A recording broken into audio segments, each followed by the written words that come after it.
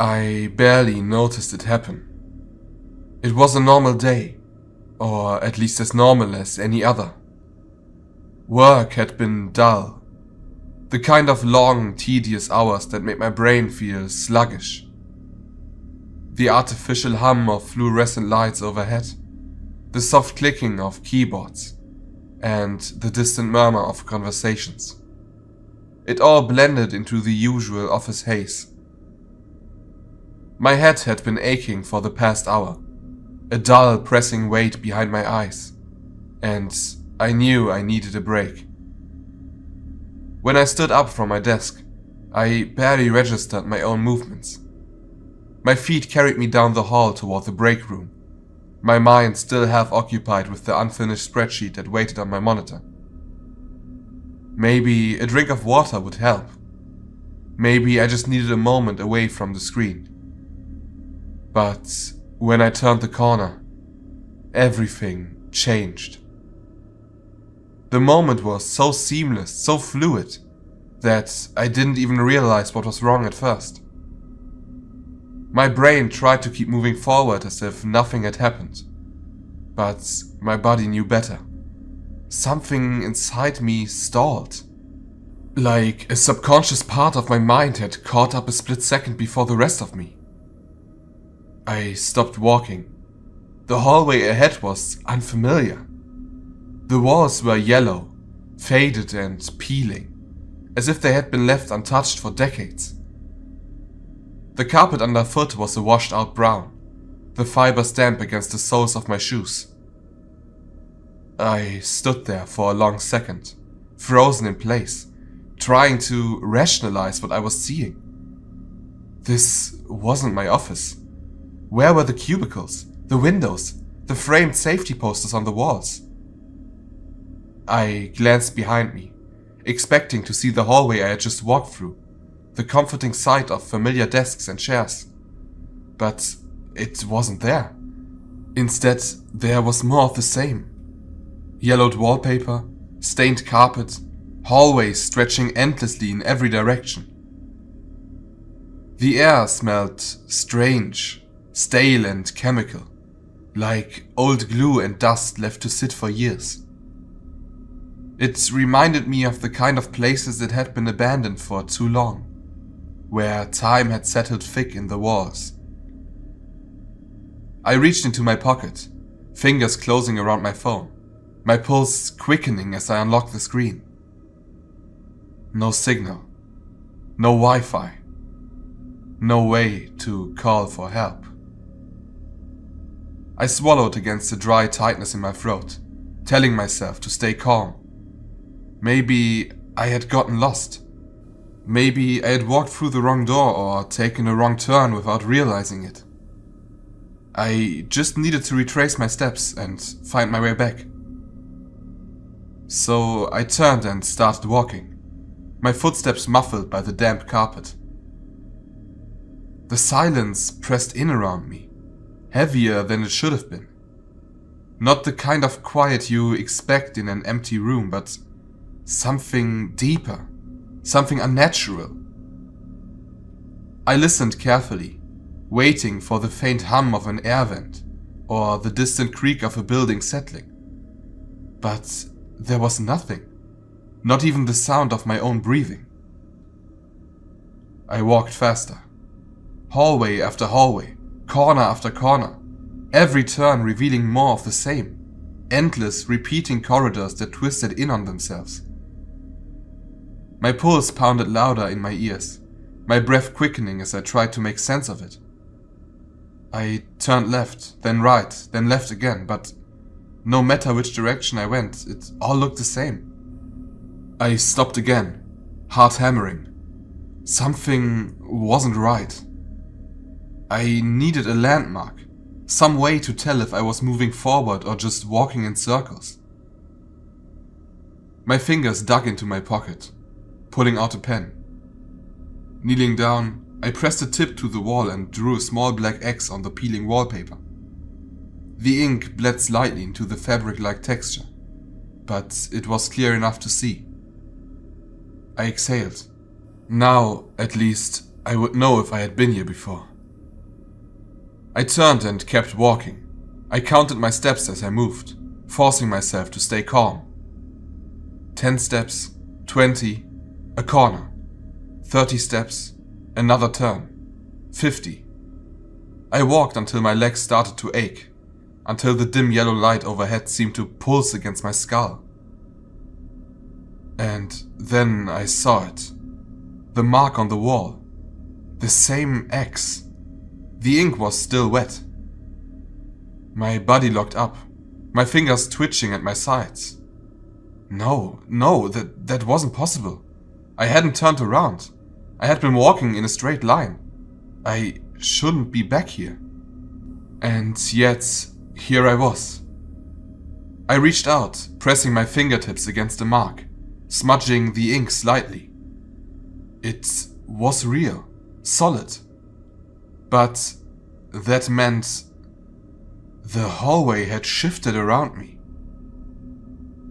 I forced myself to take a slow breath, my chest tightening. The rational part of my mind was screaming for an explanation. Maybe the corridors were built in a weird way. Maybe I had gotten confused. Maybe a sound. Soft. Distant. I went still. For a long moment I thought I had imagined it. The silence was so thick, so absolute, that the faint noise seemed impossible. I strained to listen, my ears ringing from the effort. There it was again. It was like a rustling, like fabric moving against fabric, or something shifting against the damp carpet. My hands clenched into fists. The noise had come from further down the hallway, just beyond the reach of the flickering light. I took a careful step forward, my movements slow and deliberate. My breath caught in my throat as I leaned slightly, peering around the next corner. Nothing. Just more of the endless empty halls. But the feeling had changed. The air felt thicker somehow, heavier, pressing against my skin like a humid fog. My nerves were screaming at me now, my body recognizing something my brain refused to accept. I wasn't alone. The thought sent a sharp electric jolt down my spine. So I turned back, deciding to move in the opposite direction, to put as much distance as I could between myself and whatever had made that sound. Then, just as I started walking, a click. A slow, deliberate sound. Not like a mechanical noise, but something more organic. Like bones shifting into place. It was behind me. I turned my head, my movements stiff and hesitant, dreading what I would see. Far down the hallway, just at the edge of the dim light, stood a figure. Tall, too tall. Its limbs were too long, its head tilted slightly as if studying me. It stood motionless, half consumed by the yellow haze of the endless corridors. Watching, waiting. I couldn't breathe. The silence stretched between us, thick and suffocating. I couldn't tell if it was moving closer or if the walls themselves were shifting again, drawing me toward it. My heart slammed against my ribs as I took an unsteady step backward. It didn't move. But I knew if I blinked, if I looked away for even a second, it would be closer. And then I wouldn't be getting out at all. I couldn't tear my eyes away from the figure. It stood there at the end of the hall, its elongated limbs almost blending with the dim yellow light. An unsettling silhouette. I didn't move. I couldn't move. Every instinct inside me screamed to run, to escape, to do anything to break the connection between us. but my feet remained rooted to the spot. It didn't shift. It didn't blink. It simply watched. I could feel its gaze, heavy and suffocating, pulling at the very core of my being. A cold shiver ran down my spine, and for a moment I was paralyzed, trapped in the gaze of something that shouldn't exist. I felt as though it had always been there, waiting for me. It knew me. I could feel it deep in my chest. And that was what terrified me the most. There was no sound, no movement.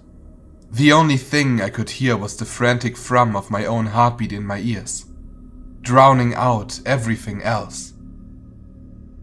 The silence was thick, oppressive, and for the first time, I realized how much I longed for the hum of fluorescent lights, the dull noise of my office. I glanced behind me. The hallway I had come down was gone. It was just another hallway, a never-ending series of yellowed walls, the same stained carpet beneath my feet. Everything about this place felt wrong, like the building itself was an organic thing, alive, breathing, and aware. I took a step back, just one. My legs were shaking, my entire body trembling with adrenaline. But I couldn't afford to stand still. I needed to move. I had to get away from that thing. So I turned away from it, my eyes never leaving its position. It was still there, unmoving, like a shadow I couldn't escape. Each step I took felt heavier, as though the air itself had thickened, pressing down on me with unbearable force. But I kept walking, turning corner after corner, and yet the same scenes unfolded before me. Yellow walls, damp carpet, no windows and no doors. I kept my eyes on the walls, trying to focus on the marks and stains that covered the peeling wallpaper. They were all the same, random smudges and scratches, as though the place had been abandoned for ages. And maybe it had been. Maybe this place had been forgotten by time itself, locked away in some forgotten pocket of the world. The further I walked, the more I felt like I was losing myself in the endless maze. I had no idea how much time had passed. Was it minutes? Hours? Maybe days? The concept of time seemed irrelevant here, as though it no longer mattered. I didn't know how far I had traveled, but my legs ached. My body exhausted from walking with no destination in sight. And yet, there just was no escape. I felt it again, the sense of being watched. It was the same feeling I felt before when I saw this thing for the first time. Every step I took from now on felt heavier. The silence was no longer empty, but filled with a presence. Something that seemed to move with me, that existed just beyond the edges of my vision. I could even hear the faint rustling of fabric, like something or someone was following, trailing just behind me. My breath caught in my throat, and I spun around again, but there was nothing. The hallway stretched out in front of me, barren and desolate. But the feeling didn't go away. I pressed my back to the wall and took another shaky breath, trying to calm the pounding of my heart. What was happening to me? Was I losing my mind? Had I gone insane from the isolation? Or from the fear? I figured it was best not to think of that. I just have to keep moving.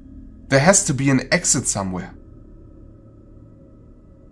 I wasn't sure how long I'd been walking when I saw it again. The figure. This time it was even closer. So close that I could make out details. Its body was twisted in ways that defied logic. Its head tilted in a sharp, unnatural angle, as though it was examining me, or studying me. It was not just a figure, it was alive. It was watching and aware of me. I froze. It felt like the walls themselves had drawn closer, pressing in on me. I could feel the hairs on the back of my neck standing on end.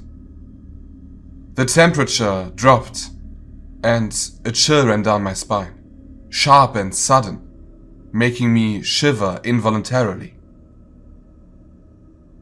After what felt like an eternity, the figure took a step toward me, and I felt a wave of panic flood through me. The hallway around me seemed to distort.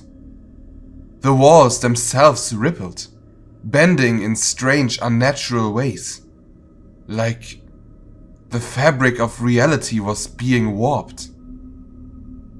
The sensation was nauseating, like I was floating in an empty, endless void where nothing made sense. But I didn't dare to take my eyes off the creature. It didn't run, it didn't lunge at me. It simply moved, slowly, deliberately, as if savoring each step it took toward me. Its skin, or whatever it was made of, shimmered faintly in the dim light. There was something otherworldly about it, something that felt ancient and kind of wrong. The closer it got, the more the air seemed to buzz with static energy. It felt like the entire place was vibrating, as if the walls themselves were alive, breathing with malevolent purpose. I stumbled backward, my legs shaking beneath me, but the figure didn't stop. It didn't rush. It took its time, its movements smooth and unnerving in their precision. The longer I stood frozen, the more I realized that I wasn't just dealing with a physical presence. This thing, whatever it was, seemed to exist beyond the realm of logic. It was something that didn't belong here, or anywhere. I forced myself to move, to take another step. My body felt like lead, sluggish and unresponsive. But I couldn't stay here. I couldn't let it get closer. So I turned and bolted down the nearest hallway, the floor beneath my feet slick and unsteady. My shoes scraped against the carpet, the sound amplified in the quiet. But the hallway didn't change. No matter how fast I ran, no matter how many corners I turned, it was always the same. The yellow walls, the flickering lights, the feeling of being watched. I didn't stop. I couldn't. I ran until I could feel the cold burn of panic rising in my chest. I gasped for air, my throat tight and my vision swimming. I just didn't know how much further I could go. I didn't know how much more of this I could take. And then, as if mocking my efforts, the figure appeared again. But this time it was right in front of me. I slammed into it, or at least I thought I did. But I didn't feel anything. No physical impact, no resistance. It was like running into smoke, an illusion. And yet, I could see it. I could feel its presence, like it was all around me, surrounding me, pushing against me. My head spun. I stumbled, losing my balance, and fell to the floor. My fingers brushed against the damp carpet, but it felt like I was sinking into it, like it was swallowing me whole. I looked up, and there, standing just above me, was the figure. Its face was still obscured, but I could feel it watching me, waiting. And then I heard the voice. Not just a voice, really, a thought, a feeling, a whisper that slid into my mind, insidious and cold. "You're never leaving." The words pulsed in my mind, chilling me to the core. "You're never leaving." It wasn't a voice I could hear, no, it was more insidious than that. It was a thought, a deep, resonant thrum that filled the empty spaces of my consciousness. A feeling more than a sound, twisting around my thoughts like a vice. It invaded my mind, tangled up in everything I'd ever believed about the world, about reality, and replaced it with this new, horrifying truth. I was trapped. I couldn't escape it. Not now. Not after feeling it settle deep within me, like a parasite that had burrowed itself into the very core of my existence. I had hoped that somehow this place was just a nightmare, a mistake, a glitch. But it wasn't. It was real. Every step, every flicker of light, every breath of stale, damp air. It was all real. And now, as I stood here, still with my back pressed against the wall, the presence of the entity loomed larger. It had always been here. The figure, its twisted limbs, its alien frame, still stood at the edge of the hallway. Not moving, but there. Just there. As though it had always been waiting for me, watching me, knowing me before I even knew myself. It was waiting for me to crack. And as I stared at it, I could feel something begin to unravel inside me. My heartbeat drummed in my ears. I felt cold, colder than I had ever felt in my life. My body trembled, not with the coldness of the air, but with the deep, gnawing terror that was becoming a permanent fixture of my thoughts. The figure didn't speak. It didn't need to. There was no need for words. The silence between us was thick, suffocating. But it spoke to me in its own way. The hollow buzzing in my skull, the faint tapping from within the walls. It was all connected. I took a hesitant step back, my legs unsteady, the carpet squelching under my weight. It was no longer just a floor. It was part of the place, part of the thing that surrounded me, that pressed in on all sides. The light above flickered, and the walls stretched as though they were warping to my panic, to the way my breathing was growing shallow. I wanted to leave. I needed to leave. I turned, my feet moving, but the hallway twisted. I ran, but it wasn't enough. I wasn't going anywhere. No matter how fast my heart pounded or how Desperately, I tried to push through. The room stretched endlessly before me. The same yellow walls. The same foul, sour smell of rot. And the same flickering lights. Everything was the same. Everything was stuck. Time felt lost, like I was moving through thick, vicious liquid, dragging my body through some otherworldly nightmare where nothing changed, where nothing would ever change again. And then I heard it again. The tapping, louder now, rapid. The walls around me groaned and shifted, and the sound came from within.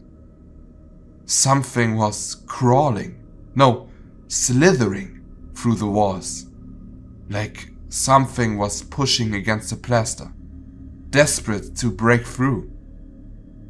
I need to get out. I turned again, my heart in my throat, and I could see it now. The figure. But this time it wasn't just a shadow in the distance. It was closer. Too close. I hadn't noticed how much ground it had covered, but it was standing right in front of me, blocking my way. It hadn't walked, it shifted. I could feel it, the way the air vibrated with its presence, like it was warping space itself. I stumbled back. My body refused to obey. There was just nowhere to go. The walls were closing in. The floor felt like it was giving way beneath me. And then a sharp crack. A sound that seemed to split the air. And the walls around me buckled. They bent inward, pulling the entire hallway in, squeezing it tighter, like the space was folding into itself, suffocating under the weight of its own existence. I collapsed to my knees, unable to breathe. The world around me twisted and warped, a nauseating sensation that churned my stomach and made my head spin. The light flickered faster, faster until it was nothing but a blur of yellow and black. Like I was caught in the eye of some monstrous storm. And through the madness, the figure loomed. It wasn't just watching me anymore. It was inside my head, crawling in the back of my thoughts, wrapping itself around my consciousness. I looked up at it, and the faint whispering in my mind grew louder. A million overlapping voices, all speaking in strange tongues, drowning me in their endless murmur. It was as though the figure was feeding on the very sound of my panic, relishing it, pulling me deeper into the maze of its design. You're not getting out. The words weren't spoken aloud, but they rattled through me like thunder. It wasn't just a threat. It was a truth. The walls around me groaned, and for the first time, I felt the reality of it. How the backrooms had been built to trap, to confuse, to consume.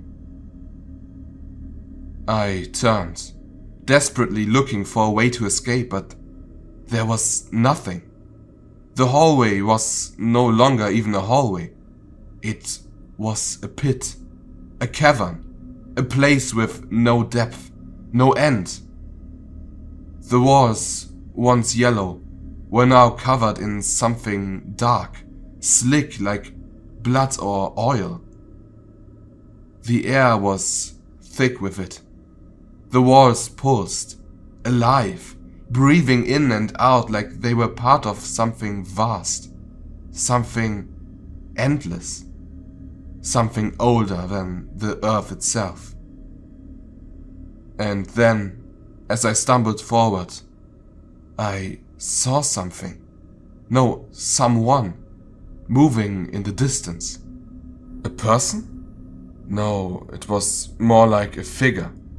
One I had seen before, but I didn't know from where. It was impossible to tell.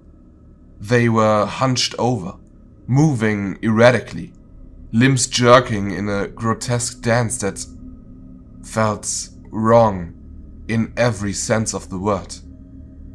But when they turned their face toward me, I froze. It was me. Not exactly, but close enough. Their face was mine, twisted and distorted, a grotesque mockery of who I had been. Their eyes, black as pitch, stared back at me, empty, hollow. I felt the terror rise in my chest. But then I realized it was no longer just fear. It was helplessness. I had never meant to be here. I had never sought out this nightmare. I had stumbled upon it through nothing more than chance. A wrong turn, an innocent curiosity. I never could have known what lay beyond that threshold. I had been drawn into this world by some force beyond my understanding. And now, it felt like I was fading into it. The walls that trapped me, the flickering lights, the distant echoes, they were all a part of something bigger, something ancient, something unfathomable. And all I could do now was survive it. I wasn't responsible for being here, but the hopelessness of it gnawed at me. No, I wasn't to blame, but that didn't change a thing. The guilt was still there, pressing down on me, because I knew that no matter how far I ran, no matter how many times I tried to break free, I would always come back to the same place. The figure in front of me seemed to watch, its empty eyes reflecting my own confusion and fear. I tried to speak, but the words stuck in my throat. The air around me thickened, and the hum of the walls grew louder, almost deafening. I was running out of air. I was running out of time. I wanted to scream, to beg for release, but I knew there was nothing that could be done. No one could hear me here. There was only the maze, the endless stretch of yellow walls and dim lights, and the silence of eternity. The truth sank in slowly. This wasn't my fault, but it didn't matter. I had fallen into this place, and now there was no way out. The figure's form shifted slightly, a reminder of the labyrinth around me. The walls pressed closer, and my breath quickened. The sound of my panic filled the empty spaces, but it was drowned out by the overwhelming presence of the place. "You're never leaving." I didn't need to hear it again. I already knew. I had known for a long time. And as I sank to my knees, overcome with exhaustion, the maze pulsing around me, I realized something else. There was no more fear. Only the quiet acceptance that this was where I belonged now. It had taken me, consumed me, and now I would be part of it. Forever.